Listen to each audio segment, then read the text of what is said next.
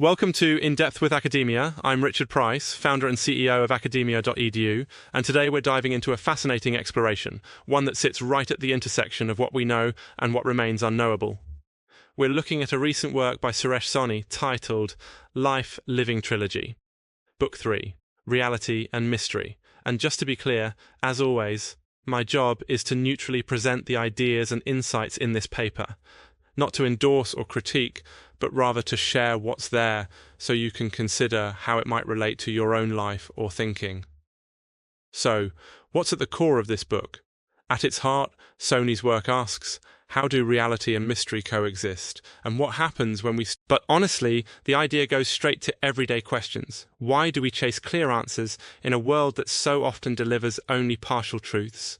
What if embracing both what is solid and what is enigmatic could lead to a richer life? Soni opens by carving out two main domains, reality and mystery. Reality is, well, all the stuff that's tangible, measurable, rooted in science and logic, like gravity, aging, the cycles of life and death. Mystery is everything that tugs us into wonder, consciousness, purpose, questions about death and the afterlife, or even why suffering exists at all. He draws out how, throughout all human history, we're both grounded by what we can touch and sense, and at the same time, pulled by what we can't fully grasp. You know, I had a really odd moment once at a science museum. I remember staring at one of those videos showing a drop of water falling in slow motion, and then I caught myself wondering, wait, who decided that was the most important thing to slow down and film? What about all the things we don't slow down or notice at all? Anyway, I guess that miniature digression, thank you brain, kind of ties in with Soni's point here. Our sense of reality is always limited by what we choose to notice, measure, or interpret, and mystery fills in all those blank spaces. Getting back on track. Soni doesn't just set up reality and mystery as opposing concepts. Instead, he argues they're deeply intertwined. Reality, he says, is the launchpad for mystery. The facts and observable phenomena we encounter, well, those naturally spark further questions that veer into the mysterious, and mystery, in return, challenges our certainties, nudging us to grow, innovate, and, crucially, find meaning even in suffering or uncertainty. There's a lot in the book about suffering. The core idea is that unhappiness and suffering aren't just accidental misfortunes. They're part of the fabric of what makes us conscious, curious beings. And actually, he goes further, arguing that confronting suffering head-on is the pathway to resilience, compassion, and, ultimately, to joy.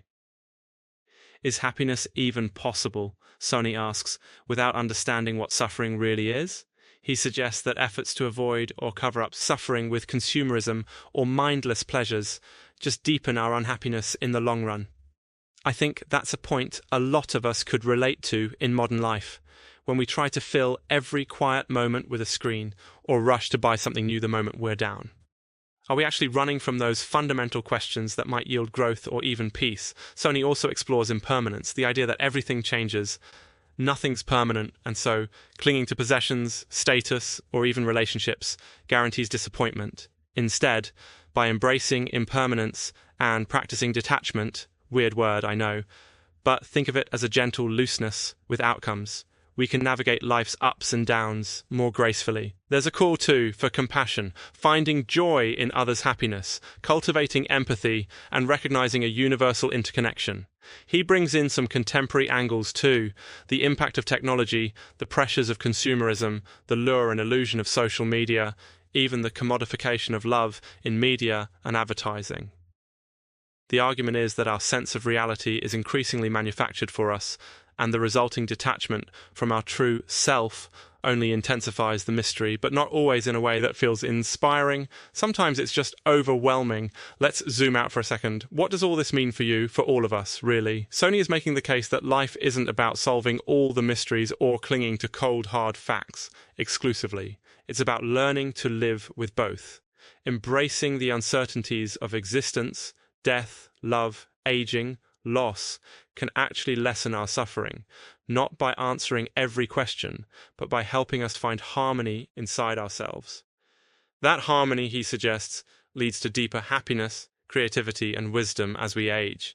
So, to wrap up, this book doesn't promise final answers. It's not here to hand you a universal solution. Instead, Life Living Trilogy, Book 3, Reality and Mystery, invites you to reflect on the interplay between what you know and what you don't, what you can change and what is simply part of the mysterious flow of life. My hope is you walk away not just tolerating uncertainty, but maybe, just maybe, finding some beauty in it. Remember, research isn't the last word, it's the next question. So keep asking, keep wondering, and keep staying open to the mystery that is life itself. Thanks for joining me on In Depth with Academia. Until next time, stay curious.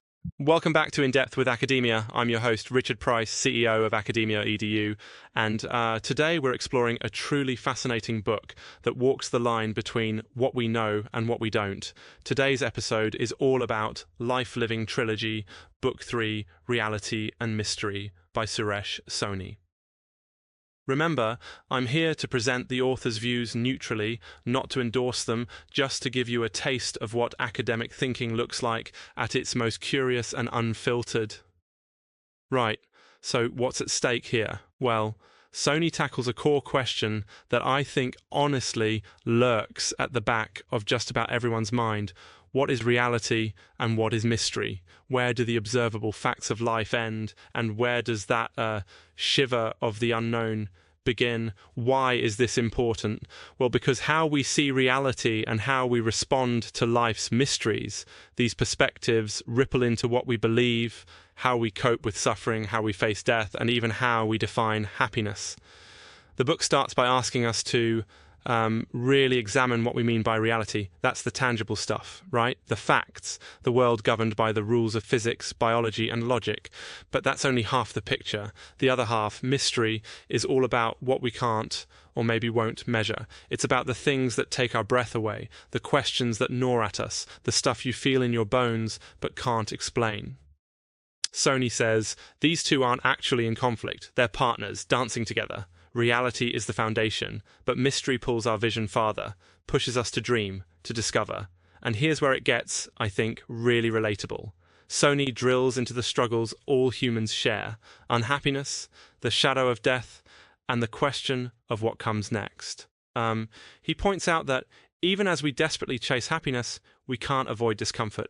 Suffering, in his view, isn't a bug in the system. It's a built-in feature. You know, that sounds bleak, but actually Soni flips it around. If we face suffering with curiosity and even reverence, we can turn it into a source of growth. Happiness, then, is not the absence of pain, but the acceptance of life's dualities. He says, we're conditioned by desires. They're endless: attachment, aversion, ignorance. They create unrest, frustration, and disappointment. Our modern world, technology, media, material pursuits, we try to patch up the holes inside with stuff, but this only deepens the void. The answer? Soni suggests cultivating self-awareness, detachment, compassion, and staying alert to the changing tides of life. Nothing is permanent, right? Everything passes. This too shall pass. That's a refrain you'll hear throughout his work. At this point, I can't help but go off on a tangent.